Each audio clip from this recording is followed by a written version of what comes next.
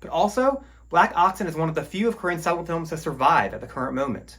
Only 13 of her 60-plus silent films survive today. It's a tragic similarity to most silent films, unfortunately. Historians estimate that only 20% of silent films have survived. Every so often, we are blessed with a film reel discovery in a basement or in a crate at the back of a facility, or found buried somewhere. But we probably will never recover all of the lost silent films. Many silent film reels were unfortunately destroyed in warehouse fires from the 30s through the 70s, fires caused by the nitrate material that was used to make them being highly flammable and corrosive. Additionally, only around 5 of Corinne's surviving silents are easy to view at home. As with Betty Thompson, I will post links to where you can see Corinne's work in my YouTube video description. You can find a link to my YouTube channel in my Instagram and in my TikTok. Other of Corinne's surviving films are available at Library of Congress and other wonderful film archives, but I digress. Back to Corinne. With Black Oxen solidifying her as a money-making first national star, Corinne moved forward as a highly commercially and critically successful actress. For example, Moving Picture World said of her in 1924, "Her emotional work is high class." But was it just her acting that folks were paying to see?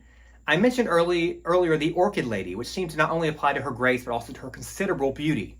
Historian Richard Griffiths wrote in 1970, "Corinne was a hard-working actress who could give an effective performance in either drama or comedy, and her other attainments in addition to her beauty are amply demonstrated by the success she achieved when she abandoned her acting career.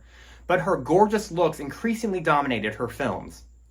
I like to think that the public enjoyed Corinne's performances based on her rave reviews, but she was quite beautiful, so Griffith's theory is not that far out there, and unfortunately a lot of women at that time were exploited for their beauty in the film industry.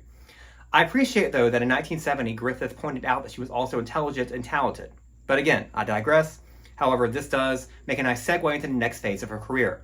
Like Betty Thompson, Corinne was not satisfied being a pretty woman in the male-dominated hierarchical film industry. She too decided to take over her career and began to executive produce her own films. She produced an amazing 12 films over the next 3 years at First National. According to the late biographer DeWitt Bodine, her first 3 produced films, Single Wives, Love's Wilderness, and Lilies of the Field, were smash hits. Love's Wilderness got Corinne excellent notices. I'm going to stop for now. Please stay tuned for part 2 of Corinne Griffith. Thank you.